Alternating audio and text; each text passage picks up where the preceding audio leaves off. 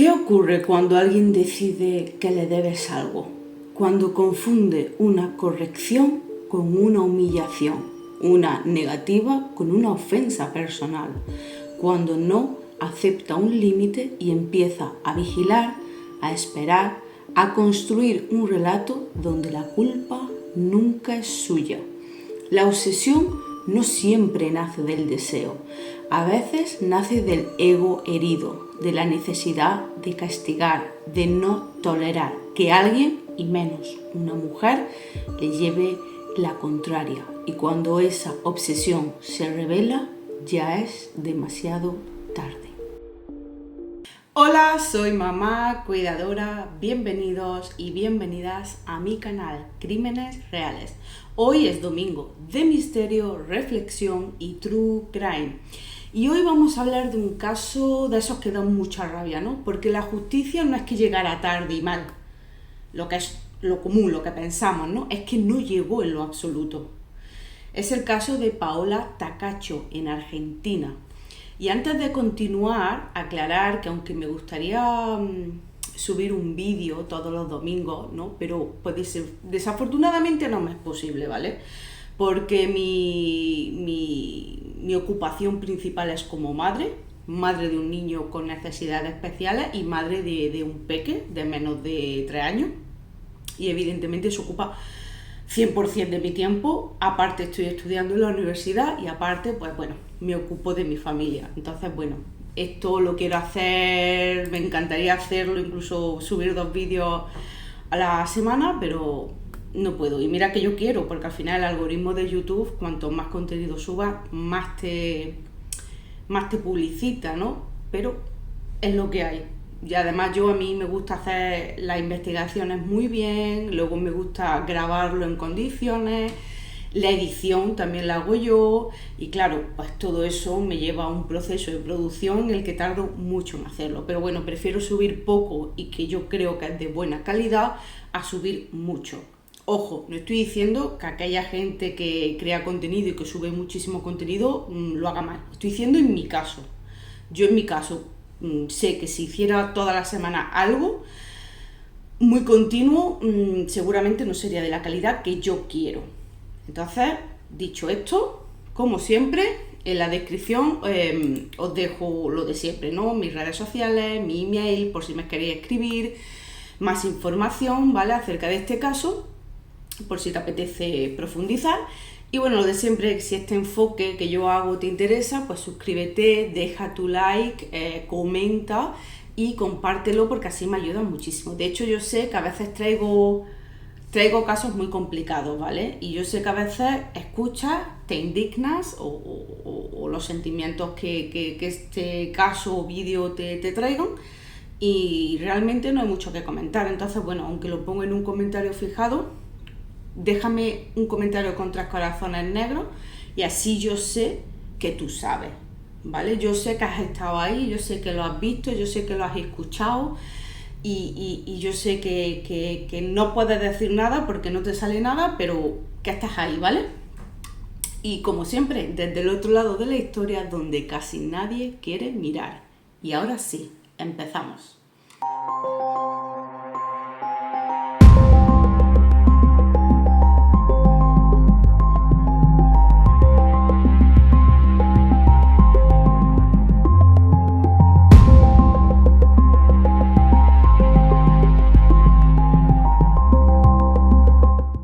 Hoy nos vamos a trasladar hasta Tucumán, Argentina. Tucumán es por poner un poco de contexto, es una provincia situada en el noreste del país, conocida por su peso histórico. Aquí se declaró la independencia de Argentina en 1816 y también por ser una de las provincias más densamente pobladas del país, a pesar de ser una de las más pequeñas en extensión, ¿vale? Su economía se ha basado tradicionalmente en la industria azucarera, la agricultura y en los últimos años en el comercio y los servicios. Es una provincia urbana con mucho movimiento diario, transporte público, universidades, bares, gimnasios y aparentemente con una vida social muy activa. especialmente en su capital, San Miguel de Tucumán, que es exactamente donde ocurrió todo lo que os voy a relatar a continuación. En apariencia, San Miguel de Tucumán es una ciudad como cualquier otra, pero en los años previos al caso que os voy a relatar, Argentina atravesaba una situación especialmente grave en relación con la violencia contra las mujeres. Las denuncias por acoso, amenazas y violencia de género crecían, mientras muchas causas se quedaban archivadas, demoradas o directamente ignoradas. Las víctimas denunciaban y no siempre eran escuchadas. El sistema existía, pero no siempre protegía. En ese contexto, en el de una violencia persistente, normalizada y muchas veces minimizada, comienza esta historia. Una historia que no empieza con un crimen, ¿vale? Empieza mucho antes de que ese crimen se cometiera, cuando alguien decide que una mujer no tiene derecho a vivir su vida en paz. Y con todo este contexto, ahora os voy a hablar de la triste protagonista de esta historia. Paola Estefanía Takacsho nació en 1988 en la provincia de Salta y era hija de Mariela Takacsho. Quienes la conocían la describían como una persona entusiasta con su profesión, alegre, siempre dispuesta a ayudar, amable e inteligente, y además era muy querida por sus estudiantes. Paola era una persona muy responsable y siempre buscaba mejorar. En 2007 terminó la secundaria y con tan solo 19 años se mudó hasta la provincia de Tucumán para estudiar y se graduó como profesora de inglés en la Universidad Nacional de Tucumán, donde también desarrolló su carrera docente en varios niveles, ¿no? Entre los niveles secundarios y terciarios. De esta manera emprendía su vida lejos de su familia, que aunque no estaba excesivamente lejos, bueno, al final son alrededor de unos 300 kilómetros entre Salta y San Miguel de Tucumán. De hecho, estaré poniendo por aquí un mapa y pone eso, entre 300 y 310 o algo así, ¿vale? Pero al final todo ese esfuerzo y ese sacrificio pues dio sus frutos, y tras graduarse comenzó a trabajar en escuelas primarias de diferentes niveles e institutos, por lo que el rango de edad de sus alumnos pues era muy amplio, ¿no? Toda la gente que conoció en su faceta de profesora decían lo mismo, que Paola era una profesional muy buena y muy querida por todos. Sus alumnos, al recordar su labor, la llamaban Miss Paola y le dedicaron incluso un emotivo vídeo tras su asesinato, destacando su entrega y apoyo constante. Además de enseñar idiomas, Paola amaba la literatura inglesa y tenía proyectos de seguir ampliando su formación en el extranjero, incluso con planes de viajar para profundizar sus estudios. En lo personal también le iba bastante bien, alquilaba su propio apartamento y tenía pareja, una mujer llamada Ana. Le encantaba pasear y visitaba a su familia cada vez que podía. No era una figura pública antes del crimen, y todo esto que os he contado pues de los extractos que he ido sacando de entrevistas a su gente cercana, ¿no? Ella no buscaba protagonismo, ¿vale? Era simplemente una docente apasionada por lo que hacía, comprometida con su profesión y con quienes la rodeaban, con una vida normal en una ciudad como cualquier otra, hasta que esa normalidad se rompió de forma irreversible. Nos vamos a mover ahora hasta el año 2014. Paola enseñaba en el colegio Mark Twain, que es una institución donde se impartían clases dentro de la carrera de traducción de inglés, ¿vale? Y fue en este curso donde conocería a Mauricio Gilberto Parada Parejas, un alumno algo extraño o peculiar y que tenía la misma edad que ella, 26 años. Aunque lo que terminó desencadenando la tragedia fue el acoso persistente, los testimonios de quienes lo conocieron a Mauricio en ese contexto estudiantil coinciden en varios detalles inquietantes sobre su conducta mucho antes de que todo este caso y todo este horror comenzara, ¿vale? Mauricio era un alumno solitario y difícil. Algunos compañeros recuerdan que durante el tiempo que Mauricio asistió al colegio Mark Twain, era alguien que, y abro comillas, vivía encerrado en sus pensamientos. Era muy poco comunicativo, se mantenía, como ya he dicho, aislado, no participaba en trabajos grupales y no quería compartir su número de teléfono con nadie, con lo cual por eso no participaba en las actividades grupales. También describieron que no se integraba con otros alumnos, que se mostraba reservado y distante y que desde esos primeros meses ya generaba cierta incomodidad sin que pareciera tener vínculos cercanos con nadie más, ¿no? Según testimonio de compañeros y de colegas, Parada Parejas se enojó con ella, con Paola, por una mala calificación, un 8,5 sobre 10. Algo que llamó mucho la atención porque al final un 8,5 es un notable, es una buena nota. ¿Qué daría yo por tener esas notas en el grado universitario que yo estoy cursando, ¿no? Pero él la amenazó y luego de este incidente dejó el colegio directamente. Y a partir de ese momento su comportamiento empezó a ser aún más inquietante y hostigador. Incluso después de dejar de asistir a clases, Mauricio no desapareció del entorno de Paola. Muchos exalumnos recuerdan que seguía apareciendo fuera de este instituto o colegio, en la vereda, en el camino o cerca del edificio, como si estuviera vigilando a su ex profesora, aunque ya no cursara con ella. Y aquí es donde empezó la pesadilla de Paola y que terminaría 5 años después de la peor manera posible. Además del acoso presencial, Mauricio utilizó cuentas falsas en redes sociales para hostigar tanto a Paola como a quienes la apoyaban. Publicaba mensajes intimidantes e incluso se documentó que con el paso del tiempo creó múltiples perfiles para mandar mensajes amenazantes o perturbadores. Utilizaba cualquier medio posible y lo que he dicho anteriormente, más emails, mensajes directos a su número de teléfono, redes sociales, etc. No todos eran amenazantes, algunos eran, voy a decir entre comillas, más inocentes, ¿no? Por decirlo de alguna manera, memes o directamente incoherentes. Paola intentó bloquearlo de todos los lugares posibles, pero Mauricio seguía encontrando otras maneras de llegar a ella, como lo de crear cuentas falsas que he dicho antes y, bueno, al final Paola terminó borrando sus redes sociales para ver si así conseguía un poco de paz.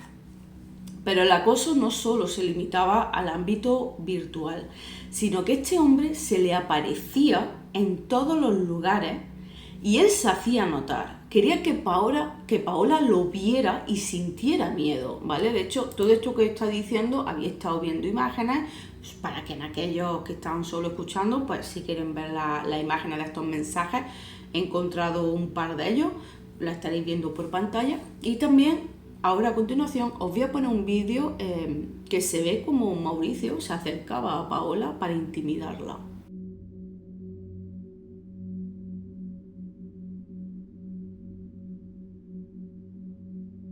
Paola presentó su primera denuncia el 18 de marzo de 2016 ante la Comisaría Primera de San Miguel de Tucumán. En ese documento relató que el agresor, Mauricio Paradas Parejas, la venía hostigando desde junio de 2015, casi un año, mediante perfiles falsos en redes, esperándola fuera de su trabajo y siguiéndola, ¿vale? Acompañó este documento con 27 capturas de pantalla y otras pruebas del acoso. Pero a pesar de las pruebas, la fiscalía que intervino dictaminó que no había delito y archivó la causa el 5 de septiembre de 2016 sin investigar al agresor. Esa fue la primera. La última de las denuncias de Paola contra Mauricio fue el 29 de mayo de 2020, es decir, la primera en el 16 y la última en el 20, en una causa por daños y perjuicios que tramitaba en un juzgado civil y comercial de Tucumán. Aunque este expediente estaba en curso, el hostigamiento nunca cesó y no se tomaron medidas efectivas para protegerla. Durante esos 5 años, Paola estuvo denunciando este acoso y lo denunció hasta en 22 ocasiones. 22. Y además, aparte de esas 22, otras tantas por parte de la madre de Paola.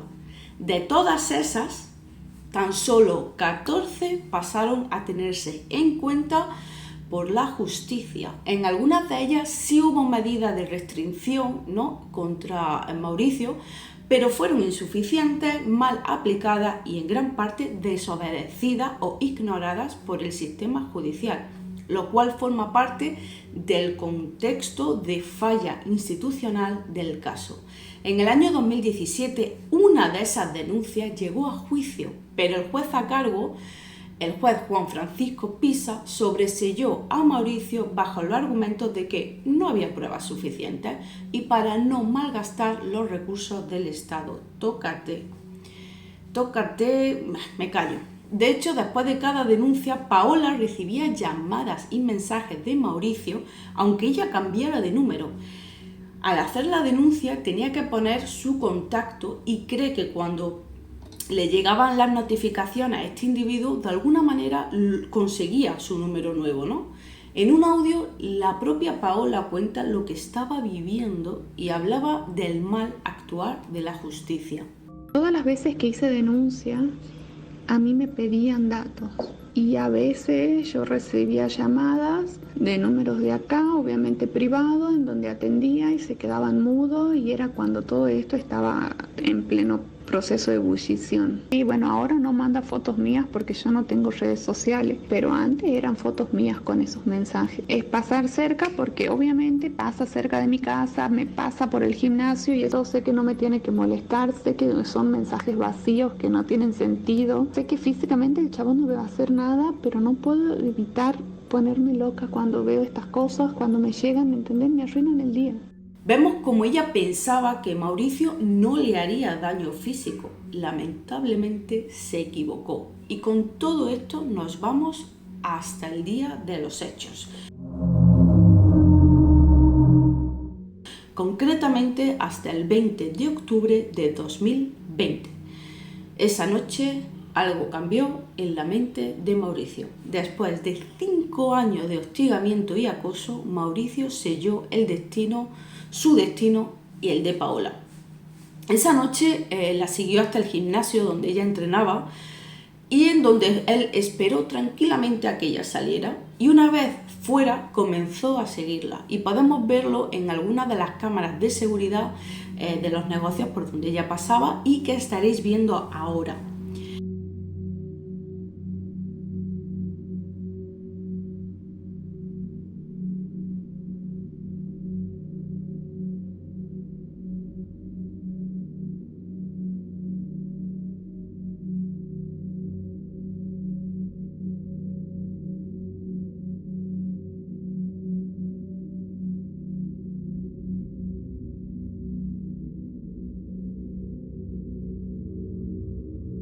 Y finalmente, cuando consiguió acercarse lo suficiente por la espalda, no olvidemos eso porque al final era un cobarde, le dio una puñalada por la espalda y seguidamente le asestó 5 más hasta quitarle la vida.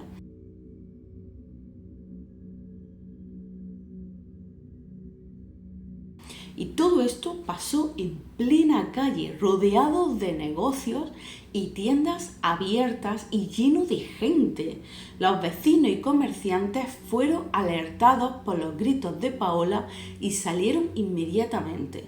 Mauricio intentó escapar, pero fue acorralado por la gente que acudió a auxiliar a las víctimas e intentaban que Mauricio no huyera. En un inicio todos pensaron que se trataba de un simple robo, no de un asesinato. Mauricio, al verse acorralado y después de cumplir su objetivo, decidió, con el mismo cuchillo que había usado para arrebatarle la vida a Paola, quitarse la suya propia, ahí, en la calle, rodeado de gente. Debido a esto, a que ya no existía el culpable, no hubo ningún proceso judicial del caso de asesinato.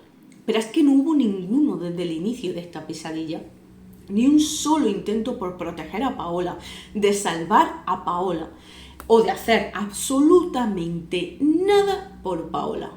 Y al final del todo, y como ya he dicho, tampoco hubo justicia porque el causante se autodesuscribió de la vida. Lo digo así para que me entendáis y no me terminen censurando el vídeo, ¿vale?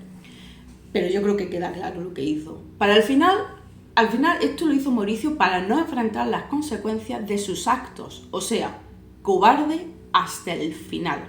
Lógicamente lo que se hicieron es entrar en donde vivía este individuo, donde encontraron 2 cartas de despedida, por lo que se entiende que fue algo premeditado o quizás previniendo por si no podía escapar y no podía salir con vida de la situación. Porque, lo que he dicho, intentó escapar y tomó la decisión porque estaba acorralado y la policía estaba al llegar, ¿no? De estas 2 cartas, una estaba escrita a mano y otra era impresa. Las pondré en la pantalla, ¿vale? Y las voy a leer, porque la que estaba impresa tenía su firma, su número de documento de identidad y decía textualmente: quiero ser breve, quiero que todas mis cosas, películas, ropa, etcétera, quiero que las quemen. Nada se queda con nadie, a mí quiero que me cremen. Culpen al perro hijo de gran puta estúpido, inútil de Washington, Héctor Navarro, y al juez Víctor Manuel Roche. Los putitos que me detuvieron por no hacer nada y después me liberaron sabiendo que tenía esquizofrenia con brotes psicóticos.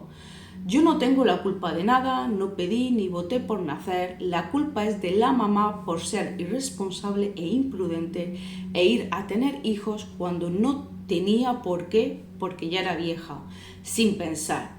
Ya se va a rehacer la historia de toda esta basura de siempre, lo mismo es juramento, pongo una maldición al universo y digo, se viene lo peor, así que a prepararse y voy a estar ahí para reírme al carajo con todo, háganse dar. Como veis, hay muchas frases que están inconexas, no hay comas, está todo un poco loco, ¿no? La que estaba escrita a mano y que estaréis viendo ahora en pantalla era como una especie de borrador de la impresa, pero como veis es bastante ilegible y a mí me parece incluso aún más caótica y sin sentido que la impresa, ¿no? Es curioso cómo culpa a sus padres de su existencia, especialmente a su madre, se reafirma en que no se arrepiente y en que no tiene la culpa de nada y dice, nunca lo haré y tampoco pido perdón jamás. Básicamente la culpa es de los demás, nunca suya. De aquellos que podían pararlo, o sea, la culpa era de aquellos que podían pararlo y no lo hicieron. Su familia, sus amigos, la propia Paola, todos, menos los que tenían que verlo, la justicia. O sea, la justicia no vio nunca, no lo vio. Como el juez este que dijo que no había suficientes pruebas, que mira, en fin, sí que las había, ¿vale? Y muchas además. Era prevenible y no hicieron ni lo más mínimo. Su familia a día de hoy sigue pidiendo justicia porque era una muerte evitable y culpan a esa justicia dormida, a una justicia ausente y a una justicia que no toma en serio los crímenes contra las mujeres. Recordemos, porque esto es importante, que Paola denunció 22 veces, sin contar las que su madre hizo también, que eran otras pocas. Denunciaba y luego volvía a denunciar que Mauricio se saltaba las órdenes de alejamiento, En el año 2021 fue llevado a juicio político el juez Juan Francisco Pisa, que fue el responsable de sobreseer a Mauricio en la única denuncia que consiguió llegar a instancias judiciales. Pisa fue destituido de su cargo acusado de incumplimiento en su deber de servidor público y parece ser que deberá indemnizar a la familia de Paola. Eso no me ha quedado, no he podido confirmarlo, ¿vale? Y hasta el momento este juez ha sido el único que ha tenido consecuencias, pero la familia ahí está y sigue luchando para que caigan todos los demás que pudieron hacer algo en el sistema judicial, y es que además también están denunciando a la familia de Mauricio porque ellos sabían lo que estaba pasando con él y no actuaron. De hecho, se descubrió que el hermano de Mauricio trabajaba en el gobierno de la provincia de Tucumán y que quizás por este motivo Mauricio se libraba fácilmente de las denuncias. Por supuesto, todo esto es especulación, pero ahí está el dato y yo ahí lo dejo. Antes de terminar, hay algo importante que tengo que decir con claridad. En este caso, no existen datos oficiales que acrediten un diagnóstico médico de esquizofrenia en Mauricio Parada Parejas. Él lo afirmó y lo escribió y lo usó como explicación, pero la justicia nunca lo constató como un hecho probado. Y aún así quiero decir algo más, porque esto también, yo creo que también importa. La enfermedad mental existe, es real y debe tratarse. Nadie elige enfermar, nadie elige sufrir. Pero entender un problema no significa convertirlo en una excusa. Yo puedo comprender tu dolor, tu desorden, tu rabia, pero tu problema no puede convertirse en mi final. La salud mental no explica 5 años de acoso sostenido, no explica la planificación y no explica la espera de Mauricio, ¿vale? Para cometer el acto que cometió. No explica que Paola denunciara una y otra vez y que nadie hiciera nada. Y aquí también hay que hablar de las responsabilidades que incomodan, porque Mauricio era adulto, sí, pero nadie se vuelve así de la nada. Si su entorno sabía que era irracional, obsesivo, peligroso, mirar hacia otro lado también es una forma de abandono. Como madre, tú haces lo que puedes, pero proteger a tu hijo no puede significar cubrirlo sin consecuencias, cuando además está dañando a otra persona. Y por encima de todo está el sistema, un sistema judicial que archivó denuncias, minimizó pruebas y decidió que proteger a Paola no era urgente. Un sistema que falló tantas veces que convirtió una muerte evitable en una tragedia anunciada. Paola no murió porque Mauricio estaba enfermo, lo digo entre comillas. Paola murió porque nadie la protegió cuando todavía estaba viva. Y si este caso duele, si este caso te enfada, te incomoda, es porque debería hacerlo. Porque mientras sigamos justificando, relativizando o mirando hacia otro lado, la próxima Paola ya estará denunciando y nadie la estará escuchando. Y seguramente en los próximos meses sabremos más sobre este caso, porque la gente está luchando porque paguen todos los involucrados. Y también recientemente además se estrenó el documental que se llama 22 veces Paola Takacsho, que está dirigido por Paola Escarso, que reconstruye la vida de Paola, sus denuncias y la lucha de su familia y colectivos feministas para visibilizar su caso. El film ya ha sido proyectado en cines, espacios culturales y universidades en Argentina con entrada libre y sigue siendo un recurso importante para generar reflexión y cambio social. Por ahora no existe una versión para plataforma, ¿vale?, confirmada de streaming fuera de Argentina. Pero si en algún momento se publica en línea o llega a España, lo pondré en comentarios, lo actualizaré, ¿vale? Y que lo podéis ver en la descripción del vídeo o, como digo, en los comentarios, ¿vale?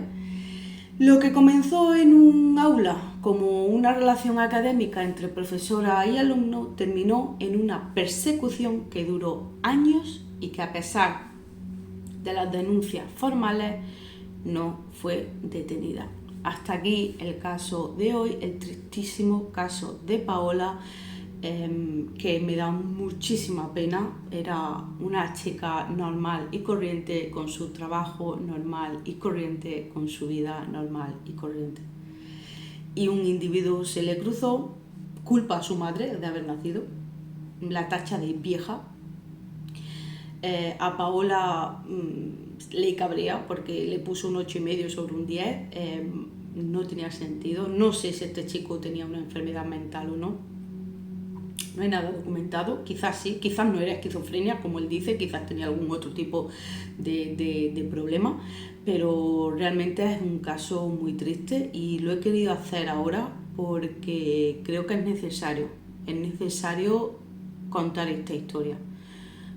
Quizás aquí en España tenemos otros casos, ¿vale? Pero ha sido un caso que ha impactado mucho en Argentina. Yo le mando muchísima fuerza a la familia, no sé si llegarán a ver este vídeo, supongo que no tengo tanto alcance, pero bueno, a todas las mujeres de Argentina les deseo mucha fuerza, les deseo que tengan, bueno, les digo que tengan muchísimo cuidado, yo sé que ya lo tienen, porque es el entorno en el que viven, que en ningún país estamos exentas de que nos pase algo, evidentemente, pero bueno, teniendo en cuenta una justicia que sistemáticamente perjudicó a Paola, hay que tener mucho cuidado. Así que nada, os mando muchísima fuerza a toda la familia de Paola y bueno, nos vemos en el próximo vídeo.